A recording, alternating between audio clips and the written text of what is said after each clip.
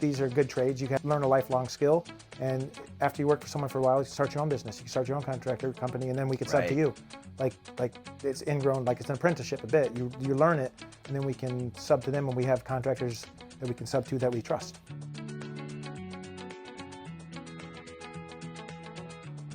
All right, so welcome to the Trust in Business podcast. Today I have a very special guest. This is Matt Thompson. He's the owner and CEO of Construction Core. They're a local family-owned construction company here in the Tampa Bay area, and they're amazing. So thanks for coming on, Matt. I appreciate you, man. Yeah. Okay, good. So today we're going to talk about a lot of things. I mean, you guys are awesome. You guys are successful. I have you guys do a lot of projects with me, obviously. We want to talk about some different things. W-2 in the workforce. I know some of you guys are big at. You guys have a lot of W-2 employees that you guys work with, which is relatively actually unusual for GCs in Florida, I find, but I like it because it's similar to like our model, because we try to have a lot of W-2 employees and really control our labor side. So if you want, you can do an introduction, tell us a little bit about yourself and the basics, and then we can start talking about how you guys kind of do that, what your process looks like, and what makes you guys different. Yeah, so veteran-owned general contracting company, specialize in commercial and residential. I've been doing it for over 32 years. Wow. And my other company in California has been running for 17 years. Wow. So we came here and just wanted to bring a little bit of California lifestyle to the houses here, to upgrade them and make it a bit more, raise the roof some places and make them look a bit more modernized. Yeah. Yeah. And then as far as the W-2 people, we just, we like to control the people. That way we know who's on the projects, and we can control the quality across the board, where it's a bit more like you do, you know everybody on your sites. Yeah, that's an important part. So talk to me about that. What's the difference, like in your eyes, between, okay, good, you have a W-2 crew of 4 guys who are gonna do that project for you, and subcontract to someone else? Like, what are the differences? What are the things that go into your head where you like doing it that way better when you can? And would you tell homeowners about that? And then also, what are the challenges? Because the thing about that is it's great, but for us as contractors, it's actually a lot more challenging to operate that way. It's more challenging to manage because you're having to very directly manage it, obviously. And you're having to deal with all that stuff in-house. So talk to me kind of through that, the pluses and minuses as a contractor, and then also for homeowners. Yeah, I mean, there's pluses and minuses of both. So with it being W-2, it's like you get to train your guys, and they get to have a strict set of SOPs that they do. So you know exactly what they're doing. Standard operating procedures. Right. Yeah. So you know what they're going to bring when they come to the project, and there's more communication, right? So they're checking and balancing themselves with each other as well with us. When they're subcontractors, it's a little bit different. It's an outside company, which you've already called and made sure they all have the legal aspects in, but it's still, they have their own operating procedures. So right. So you're a little bit less on the wear, so you have to have your people there also overlooking them. They're both workable. It's just, I like having our guys W-2, so we basically, also it's like, it's more of a family. Like, all you guys here, they love each other. Like, your Christmas party was great, and it's more of a team oriented, and everyone wants to support each other. So that's kind of what the feel like. Plus, you get to know them intimately, and like, if they need help, you help them out, vice versa. It's a good thing. Yeah, absolutely. And I like what you're saying. Yeah, because one big thing that I look at, like across the board in industries in general, is like building company culture and team culture. Like, this is this big thing, right?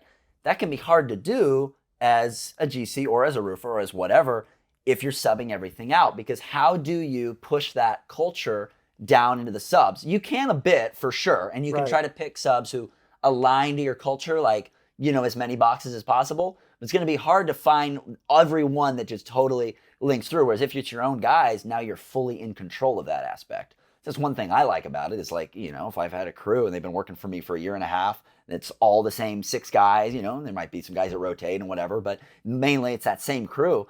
They've been working for you for a long time. They've gotten the idea, like, what this company's about, what we're doing in the industry, what's our mission statement, like, what is our purpose? Like, they've learned this over the course. Yeah, and they've learned this over the course of a year and a half. It's hard for me to bring in a sub and get that same cultural push in, and like, maybe they work for me for a week, maybe they work for me for a few months, So I totally get what you're saying there, for sure. That is a huge, huge aspect of it. Yeah. Then on the other side of it, for us, I feel like the management and managing of that aspect is harder, because when you're subbing, you're kind of saying, hey, I'm going to let Joe manage it for me. It's kind of like hands off, which I like that hands-on management because I'm from the actual physical construction side. So like, I like that challenge. But what would you say on that? Like, the challenge in terms of just having all those W-2 guys on site, having to worry about the productivity, how quickly everything gets done efficiently, and just having to worry about that smaller point rather than having a sub who takes care of it for you. Yeah, I mean, it's not a worry per se, but it's a responsibility, right? Yeah. So it is, and I like responsibility, so it's good. So we take responsibility for them, and then they take responsibility for us and do a great job. Whereas the subs is the same thing.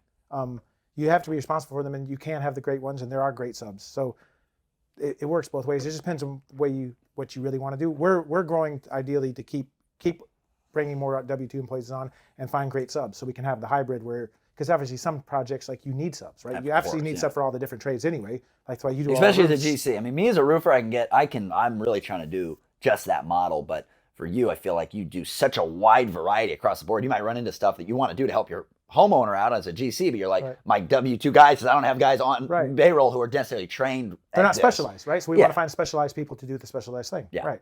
Yeah. So, okay, so right now where you guys are at, how long have you guys been here in Florida for and rocking and rolling? So the company started in 2022. Okay. I've had the license has been for 3 years, but we just actually started really taking on a lot of work the end of last year. Okay, cool. So you said 2022 you guys got here, so it's a little bit newer. So how many W2 guys do you have? Or actually like not project managers or admin guys, but actual guys who are like out doing the work? Guys on the tools, 11. 11 guys doing the tools. Okay, that's quite a few. That's quite a few. And we're looking for more. So you're looking for more. Okay, good. If you want to learn a blue collar trade, this is a guy for you guys. Okay, cool. So they're doing like framing, they're doing like just all sorts of stuff across the board. Yeah, commercial framing, 16-foot walls, stainless steel and galvanized 16-gauge steel walls. We're doing drywall, foundations, waterproofing. Probably block stuff. There's a lot of block here in Florida. Yeah, a lot of block. Slab pours. Yeah. We also now offer mold remediation. Yeah, pretty much everything. Yeah, awesome. I like that. One thing that I find is we're talking kind of about from our perspective as the contractor, but then also for the homeowner, right? And the value that the homeowner is getting from us as contractors. I find that by giving them like a workforce that we more are in control over, we can provide, or at least for me on my end, I feel like I'm able to provide sometimes a little bit more value, just because at least that way I know what those variables are in terms of the actual manpower that's doing the work. Whereas when I sub it, it's a little bit less known. So talk to me about that. Like what would the advantages be or whatever for a homeowner on that side of things? Yeah, so the homeowner, then they also know exactly when you have the W2 guys, they know that everyone's insured, everyone on their site is, responsible. They're covered. So if anything, like if someone is illegal on a site for any reason, or they don't have a license, even if they did have insurance, the insurance is void, because if you do work without a license or without the permit, then the insurance is not going to pay. Yeah. So it puts them at ease. They kind of know that everyone, and it's all in the contract. Everything's there with the license, all the people with the worker comp policy. It's there for them to see. It's very transparent. Right. Yeah, it's something I educate homeowners on sometimes. Is like with my guys and their W-2, I pay the workers comp on them. I know that they're insured because I pay it. Right. When you subcontract out, the subcontractor says it's all good, but that doesn't mean necessarily on their end that it really is all good, right? And I know the way that this can work. So, but it's hard for, on a homeowner's end to really understand that. It's an interesting way that goes. So anyway. The liability ultimately goes to them if someone get hurt. Correct, it can, their insurance can be dinged, and then the insurance doesn't pay, and then they get sued. So it can be problematic. Our job is to protect them. As they're our clients. As a contractor, right? Do our best to protect them. What would you say, like, what's your successful action in, because this is a really challenging thing right now, is like recruiting, training, and finding guys in the blue collar industries in construction. That's like the number one challenge in our industry. So you have 11 guys who, you trust and who do a decent job. What's your number one successful action in recruiting, finding them, training them, and then retaining them? Because that's a whole big piece. That's a real challenge for a lot of people. So successful action with that would be just interviewing a lot of people, seeing who fits the culture, and then trying them out. Like we give a 1 week preliminary trial period, like see if they're happy with us, we're happy with them, and if they seem to fit and they fit with the guys, then we keep going. As long as they're learning and they're doing the right thing, we move on. Like our crews are generally smiley, happy. Like if they're joking. Yeah. And if someone comes in and the attitude changes, then like that's not someone that we want in our company. So we want people to be happy, jolly, good feelings where there's a nice vibe, and then people do better work when they're being happy. We're not feeling smushed or like controlled. So sometimes one person can come in and they can just ruin the whole atmosphere. Ruin the atmosphere for the whole rest of the group. So 100%. My main guy in California has been with me for 13 years. He literally fired his own brother because his brother brought that mood down into people. Like the guys were whistling and happening, and when the brother came to work for them, he's like, Matt, I have to fire him. I said, oh, that's fine. Get rid of him. And then the people were happy afterwards. So yeah, it's just the negative energy can happen, right? How do you deal with that? Like, what are your successful actions in like firing and letting people go? Because that can be a challenge for people. Because one thing that can happen is they can, that can be uncomfortable for them. Maybe it's been a long relationship, but they know it's not right, and it can be challenging to like make that decision and have that hard conversation. Maybe that person, they worry in letting them go could create a problem culturally also, and like there can be challenges in that. And then how do you know if it's really like good to let them go, or if it's actually maybe a team problem? Maybe they need training. Maybe they need something internally that you can provide. So what's kind of your process there, so and we what you talk find to them successful? all, and then we also try to see if there is something on our end that we can do better, and we ask them the question. But also, if someone's about to be fired, they already know about it most of the time, because there's already indicators that they're doing things that are not correct, or you can see the telltale sign. They get grumpy, or they start to talk bad about another employee or something. So there's signs. So you sit down and talk to them and like try to see where that's coming from, and then you kind of find out. And then otherwise, like something was wrong, or they just had a bad day. Yeah. But we try to, and if we can fix that, then we keep going. Otherwise, we just say, well, this is obviously not working out. So best of luck. We'll write you a severance check or whatever. Yeah, right. But basically make it so that you're letting them go, you're kind of trying to do right by them. Yeah, They said, yeah. you've helped me out. And to give Hey, them I'm a not written notice saying like, yeah, he's a 2-week good guy. notice and a Right. severance check. Okay, I like that. Yeah, I let somebody go recently, and it was really hard and everything, but I did that, and that kind of made it easier just to, try to, hey, give them a little bit of a severance. Try to say, Right. because that's the thing in business. You don't really, we want friends. We don't want to make enemies of people at the end of the day. Sometimes, and it's not, one thing that I find too is if somebody truly isn't a good fit, like what you're talking about, then it isn't just like going to be good for me and the company. It'll actually be good for them too. Because if someone's really not the right fit for a group and for a culture, they'll actually be happier moving on There's to a something new better one for very them. often. That's right. So usually if it's the right decision, it's going to be better for all parties. Yeah. So that's one thing that I found there as well. No, that's true. That's good. Let's see, coming over here from California to Florida, what are the biggest differences or challenges, like as a GC, or what are the things that you've found that are the most different, or anything you want to share on that end, on like the actual home, construction, stuff like that? It's wet. So so literally like there it's dry, right? So here the deferred maintenance on people, like the foundations, just like at your house, right? There's not maintained. So water's leaking in, roots are coming in, and they don't know why their floor is smushy or there's a funny smell in their house. They need to fix their foundation. They need to waterproof around their property. Any house over 20 years old is probably a problem, because the old vapor barriers that used to be tar and stuff, they're gone, and now roots are coming in. So that's the biggest thing at all for Florida, because it's Florida. You dig down anywhere 2 feet, you're going to find water. Yeah, so, it's like sand, literally.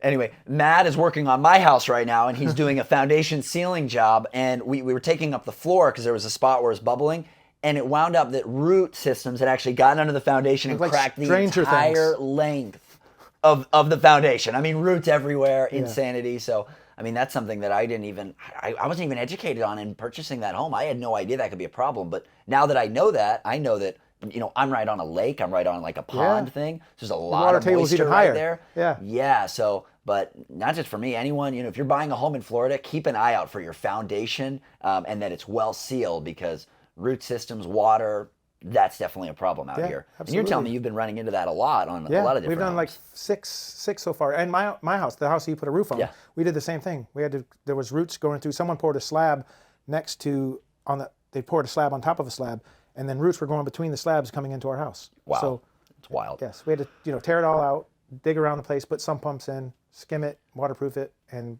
put French drains in. Yeah, that's wild. Okay, we were talking kind of about the challenge of finding good people in the construction industry. I think it's a good topic to cover a little bit more on. Why do you think that is such a challenge? Why do you think that there aren't more like young people coming in and wanting to do that work and do that? Like what is that, and what can we do as contractors and just in general to be positive over that? Because it's a problem. I mean, these homes need to get built, these roofs need to get put on. Electricians, we need them. We need plumbers. I mean, there's a shortfall in all of those things because the labor force is getting older and there's not enough coming in to replace it. So what would you say are the causative things that can be done to kind of spur that and help, address that and get more good young people into that? Yeah, just educating them on like also that the construction industry is not going anywhere. There's going to be more and more people coming into the trades because like AI is not going to replace that. Computers aren't. That's gonna what I was replace just that, thinking. right? Yeah, It's not happening. yeah. So and that's why the pays rates are going up for construction Yeah. people. So yeah, just it starts with the education of like these are good trades. You learn a lifelong skill, and after you work for someone for a while, you start your own business. You can start your own contractor company, and then we can sub to Right. you. Like it's ingrown, like it's an apprenticeship a bit. You learn it, and then we can sub to them, and we have contractors that we can sub to that we trust, which is like the best thing, right? Right. Yeah, I completely agree with that. It's funny you said about the AI thing because in the past, people thought, oh, AI, the very first roles that it's going to replace would be like, physical things Right. like construction workers, drivers. Probably is going to replace drivers in the not too distant future, in my opinion. But that was the thing people thought it would go after first, and in reality, it isn't. It's like work behind a computer, desk, Right. automated emails. Like it's things like this and some content creation stuff like that. So I find that interesting. But anyway. Yeah, one thing you touched on there that I completely agree with is basically making it a career path. It isn't just, because that's the problem right now is sometimes it's kind of like this thing like, oh, no, you got to go to school or college, no, don't become a plumber because plumber means blah, or like there's this weird stigma. And I don't get that because these No, are no. really, these guys like plumbers, valuable. roofers, electricians, some of these guys who, when you're good at it, they make really good money. And I'm talking not the owners, not the sales guys, not anyone else, like the actual guys on the job. Like some of my foremen make really good money. I'm sure some of your project managers or guys out in the field do too. But the other aspect of it is, doesn't mean if you start as an electrician or start on a roof as a roofer and you start from the bottom, doesn't mean you're going to be there the entire time, but actually educating about the potential career paths. Like I remember when I was 15, I started on the roof with my dad, roofing away. I'm up there, I'm sweating my face off, and I mean, that's what I did. It's hard work. It was hard work, but I loved it, and it built a lot of discipline in me is what I loved about it, what I found, and I just loved the guys and being outside. There was something freeing about it, too, and something really rewarding about pushing through the challenges every day and getting the job done no matter what, right? So I fell in love with that, but there's a career path there, right? You don't have to roof for 30 years. I mean, it is Right. hard on your body and everything. You can get into roofing, learn that trade, do that for 3 years, for 6 years, right? Get really good at it. And then you can go, good, okay, what's my career path look like? Just like college, you might go to college, you go for 4 years or 8 years, and then, okay, good, now you do something with it. Oh, you roof for 4 years. Now you use that and you go and you become a salesperson, or you go and you become a project manager. Maybe you start your own company. Maybe you're an executive at that company now, right? But you apply yourself to understand and learn the trade and start there somewhere and then move out and do whatever you want. Or maybe you're a foreman of the crew now, right? Different things, but there are career paths and trying to educate and just let the younger generation know about those paths and those potentials, Right. because I don't think that it's, as known like how well you can do and how much you can succeed, from, sure, a financial standpoint, but also just it's a really rewarding path and a rewarding career because we're out taking care of clients every day with the most basic needs. I mean, we wouldn't be in this room without men and women who hung this Right, drywall, exactly. textured it, put the flooring down, hung the joint, whatever. Like this is the basic stuff that's really needed and really cool. So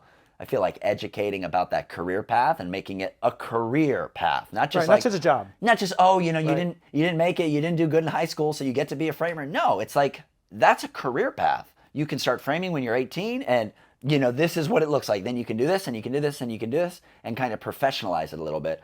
So that's what I've tried to do, and I've had some success with it with some younger people. I mean, like for example, with us, when I was roofing here to start off with, some of my roofers who were on the roof with me are now, selling for me, or they're in like project management for Because me. they know it intimately. Yeah, right? and they were on the roof with me, and those are my friends, and they learned roofing, and then now they've been able to move out into those roles. So like, Right. there are career paths to these things. So I think that that's very, very, very important to Yeah, discuss. because they know the ins and outs of everything, so it's easier for them to go in when they talk sales and they talk to the customer. Yeah. They know exactly what's going on, right? So they can educate the customer because they did it. So that's actually, that's some of the best salesmen you'll get, the people that actually know it for sure, right? So it's helpful. Yeah, I expect, and especially selling like the littler stuff, like repairs, service, and understanding. You have to understand how all the pieces work, and understanding it intimately. Like you said, you're gonna be a better salesman. Right. You'd be a better project manager. That's one thing that I found for me in managing like the W-2 guys. For me, I feel like it's easier for me having come from doing the work and doing the roofing because I can relate to it a lot Right. more. I understand what they're going through. So building that culture on the labor side, Back hurts, you know. I get it. The sun, your back hurts, you know, whatever. Like I get that side. Did you in the beginning, like where did you said you're a veteran, so you served in the military and stuff, which is awesome. Yeah, I was in Iraq. Wow. But even so, my dad owned a contracting company in Detroit, so I started when I was 15 as well. That was before you went to the military and everything. And then even the military, I would go on the weekends. I would go home and I would work because I would make more money in a weekend than I did in a month getting paid in the military. So you know, it's like it was good. So construction is, you know, it's lucrative. Awesome, man. Okay, good. Well, great stuff, man. I love it. You guys are amazing. Thank you so much for jumping on and getting on the show and everything. I think that that's an important topic. And, you know, if there's anyone watching this podcast who's interested in a career path in the trades, you know what I mean? I definitely would recommend it and everything. So thank you for your time, Matt. I appreciate you getting on the show. For someone who wants to look into you, you're an awesome contractor in the Tampa Bay area. And then also you have a company in California? Yeah. Right. Okay, so California and in Tampa Bay, how should they look up? How should they look you up? How should they reach out to you? Just reach out to us at constructioncore.com. Constructioncore.com. Yep. Sounds good. Thank you so much for your time, Matt. Yeah. Thank you, man. Appreciate it. Thanks, Rob. Okay.